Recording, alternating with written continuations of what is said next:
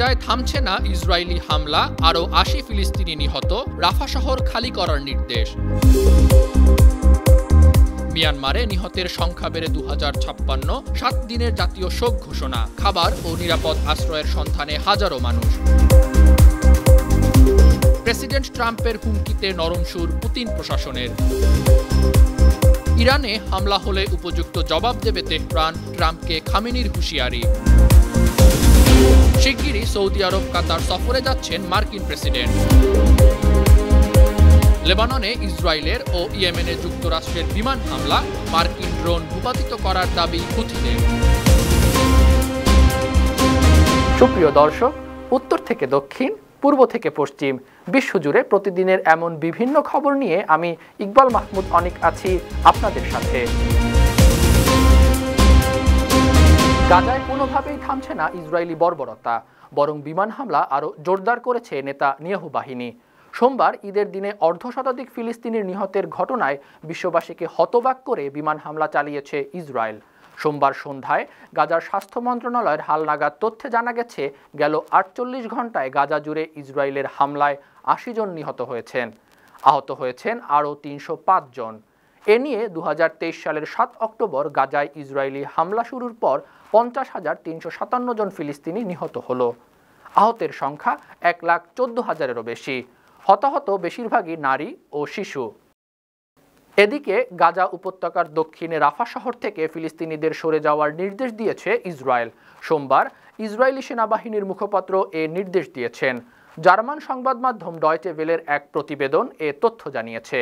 Israeli সেনাবাহিনীর আরবি ভাষার মুখপাত্র অভিকাই আদ্রিয়া সোশ্যাল মিডিয়া এক্সে দেয়া এক পোস্টে বলেন, তাদের সেনাবাহিনী রাফা ও তার আশপাশের এলাকায় অত্যন্ত কঠোরভাবে যুদ্ধ করতে ফিরছে। তিনি ফিলিস্তিনিদের উপকূলীয় এলাকা আল মাওয়াসিতে আশ্রয় নেয়ার নির্দেশ দেন। হামাসের সঙ্গে যুদ্ধ শুরু হওয়ার পর ইসরায়েলি বাহিনী প্রথমে উত্তর গাজা খালি করে গ্রাস করে দক্ষিণের খান ইউনুস। এবার ইসরায়েলি প্রধানমন্ত্রী বেনিয়ামিন নেতানিয়াহুর নিশানা গাজা ভূখণ্ডের একেবারে দক্ষিণ প্রান্তের রাফা। শক্তিশালী ভূমিকম্পে এক সপ্তাহের জাতীয় শোক ঘোষণা করেছে মিয়ানমারের জান্তা সরকার। দেশটিতে উদ্ধার তৎপরতা ও জরুরি সহায়তা কার্যক্রম থুবড়ে পড়েছে। সোমবার দেশটির জান্তা সরকারের পক্ষ থেকে এ তথ্য জানানো হয়েছে। জাতীয় শোকের অংশ হিসেবে দেশটিতে ৬ এপ্রিল পর্যন্ত জাতীয় পতাকা অর্ধনমিত রাখা হবে। গত শুক্রবার মিয়ানমারে ৭.৭ মাত্রার ভূমিকম্প হয়। সবশেষ হিসাবে ভূমিকম্পে মারা গেছে ২,০৫৬ জন। আহত মানুষের সংখ্যা ৩,৯০০। এখনও নিখোঁজ আছেন ২৭০ জন। ভূমিকম্পে মিয়ানমারের দ্বিতীয় বৃহত্তম শহর মান্দালয় সবচেয়ে বেশি ক্ষতিগ্রস্ত হয়েছে।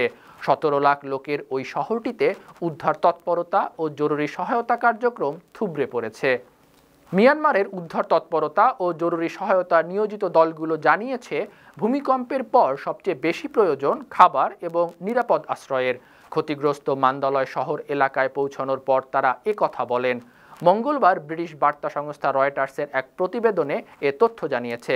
মান্দালয়ে নিয়োজিত আন্তর্জাতিক উদ্ধার কমিটির এক কর্মীর বরাতে রয়টার্স জানায়, মানুষ এখন আফটার শকের আতঙ্কে আছেন। বাইরে রাস্তায় বা খোলা মাঠে ঘুমাচ্ছে। সেখানে প্রচুর তাঁবু জরুরি প্রয়োজন। দিনে মানুষ ভবনের ভেতরে ফিরে গেলেও ঘুমোতে সাহস পায় না। তাদের জরুরিভাবে চিকিৎসা, বিশুদ্ধ পানি এবং খাবার প্রয়োজন। ইউক্রেনে যুদ্ধ বন্ধে রাশিয়ার ভূমিকায় ক্ষুব্ধ মার্কিন প্রেসিডেন্ট ডোনাল্ড ট্রাম্পের হুমকির পর সুর নরম করেছে পুতিন প্রশাসন।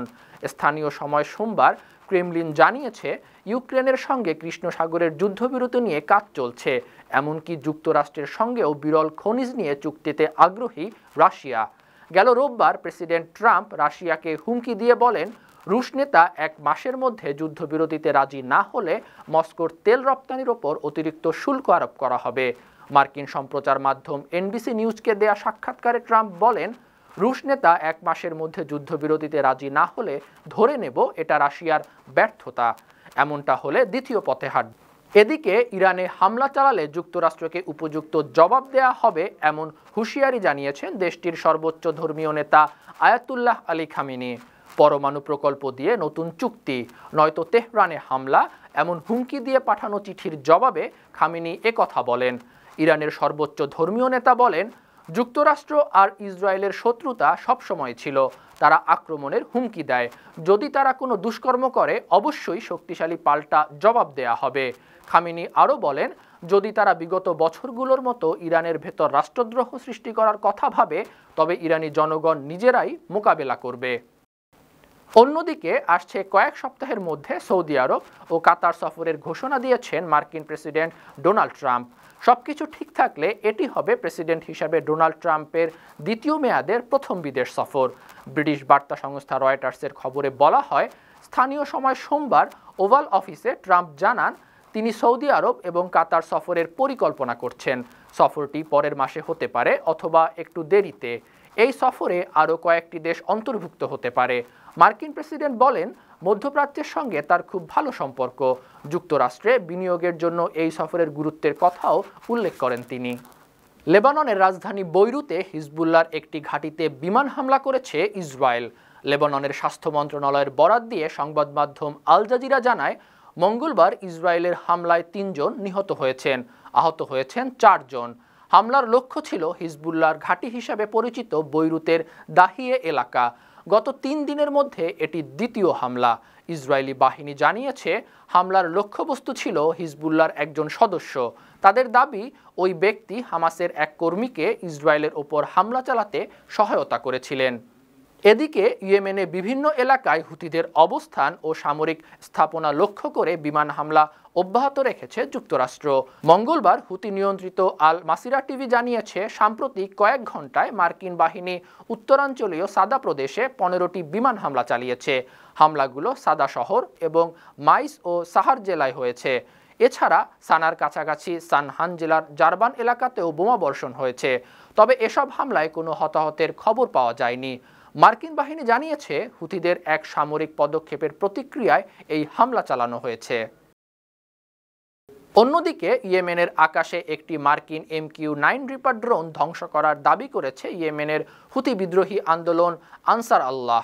মঙ্গলবার সংবাদ মাধ্যম আল জাজিরার খবরে বলা হয়, হুথি নিয়ন্ত্রিত আল মাসিরা টিভি চ্যানেলকে গোষ্ঠীর মুখপাত্র ইয়াহিয়া সারিয়া জানান, বিমান প্রতিরক্ষা বাহিনী একটি মার্কিন MQ-9 ড্রোন গুলি করে ভূপাতিত করেছে। হুতিরা দেশীয়ভাবে তৈরি ক্ষেপণাস্ত্র দিয়ে ইয়েমেনের পূর্বাঞ্চলীয় মারিব প্রদেশের আকাশে মার্কিন ড্রোনটিকে আঘাত করে।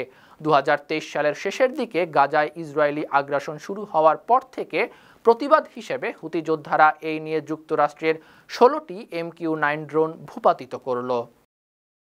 সুপ্রিয় দর্শক, এই ছিল আজকের বিশ্বজুড়ে প্রতিদিন। এমন আরও নানা খবর নিয়ে আগামীকাল আবারও আপনাদের সামনে হাজির হব। আপনাদের মন্তব্য, পরামর্শ আমাদের এই আয়োজনকে আরও প্রাণবন্ত ও সৃজনশীল করে তুলতে পারে। সেই পর্যন্ত ভালো থাকুন, সুস্থ থাকুন, 52 টিভির সঙ্গেই থাকুন। আল্লাহ হাফেজ।